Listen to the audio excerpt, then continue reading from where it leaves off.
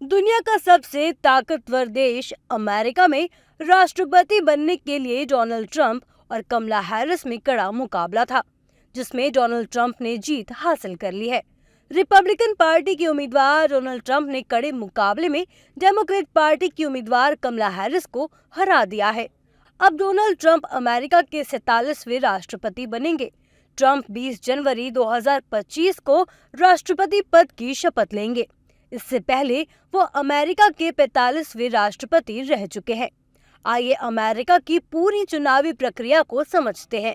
भारत की तरह अमेरिका भी एक लोकतांत्रिक देश है, लेकिन यहाँ के राष्ट्रपति चुनाव भारत से काफी अलग होते हैं। लोग वोटिंग तो करते हैं, लेकिन अपने देश का राष्ट्रपति खुद नहीं चुनते हैं। वहीं राष्ट्रपति पद का प्रत्याशी बनने के लिए भी यहाँ उम्मीदवारों को चुनाव जीतना होता है। तो आखिर कैसे होता है अमेरिका के राष्ट्रपति का चुनाव? आइए हम आपको इसकी पूरी प्रक्रिया समझाते हैं।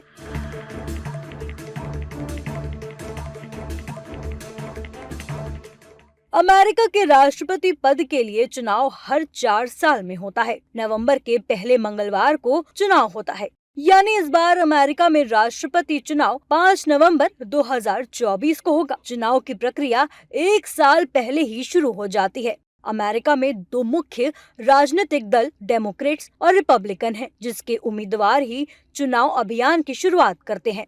इस अभियान में अलग अलग दलों के कई उम्मीदवार भाग लेते हैं और पैसा जुटाने के लिए रैली करते हैं। इसके बाद डेमोक्रेट और रिपब्लिकन उम्मीदवार टीवी पर बहस करते हैं। चुनाव के कई चरण होते हैं।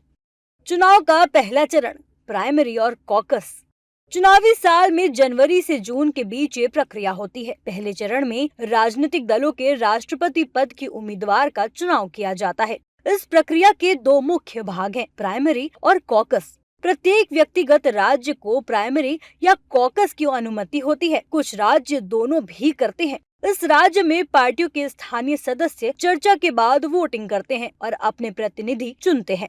ये प्रतिनिधि पार्टी के राष्ट्रीय सम्मेलन में किसी विशेष उम्मीदवार के लिए वोट करते हैं। दूसरा चरण नेशनल कन्वेंशन। प्रत्येक पार्टी राष्ट्रपति पद का अंतिम उम्मीदवार चुनने के लिए नेशनल कन्वेंशन आयोजित करती है। इस चरण में प्राइमरी और कॉकस के दौरान चुने गए प्रतिनिधि अपने पसंदीदा उम्मीदवारों का समर्थन करते हैं। सम्मेलनों के अंत में प्रत्येक पार्टी से राष्ट्रपति पद के उम्मीदवार का ऐलान होता है। इस नेशनल कन्वेंशन में राष्ट्रपति पद का उम्मीदवार अपने लिए एक उपराष्ट्रपति पद का उम्मीदवार चुनता है। इसके बाद राष्ट्रपति पद के उम्मीदवार लोगों का समर्थन जीतने के लिए प्रचार और डिबेट करते हैं और जनता को अपनी योजनाओं और नीतियों से अवगत करवाते हैं। तीसरा चरण आम चुनाव। आम चुनावों में अमेरिका के हर राज्य के लोग वोटिंग करते हैं, लेकिन ये वोटिंग सीधे राष्ट्रपति या उपराष्ट्रपति चुनने के लिए नहीं होता है। वास्तव में वो एक ऐसे ग्रुप के लिए वोट कर रहे होते हैं जिन्हें इलेक्टर यानी निर्वाचक कहा जाता है।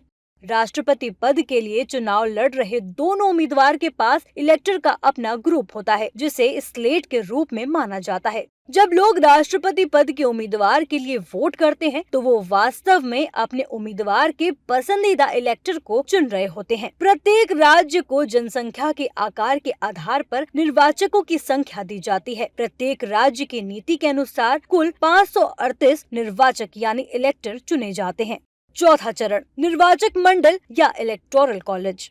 इलेक्टोरल कॉलेज वो प्रक्रिया है जिसमें प्रत्येक राज्य के निर्वाचक या प्रतिनिधि ये निर्धारित करते हैं कि राष्ट्रपति कौन होगा। आम चुनाव यानी तीसरे चरण में लोगों द्वारा चुने गए निर्वाचक दोनों डेमोक्रेट्स और रिपब्लिकन उम्मीदवार को वोटिंग करते हैं। जिस उम्मीदवार को 270 वोट मिलते हैं वो जीत जाता है। पांचवा चरण इनॉग्रेशन डे यानी उद्घाटन दिवस। उद्घाटन दिवस 20 जनवरी को वॉशिंगटन डीसी में यूएस कैपिटल भवन में होता है। सबसे पहले उपराष्ट्रपति शपथ लेते हैं, उसके बाद राष्ट्रपति शपथ लेते हैं। पद की शपथ लेने के बाद दोनों आधिकारिक तौर पर अमेरिका के राष्ट्रपति और उपराष्ट्रपति बन जाते हैं।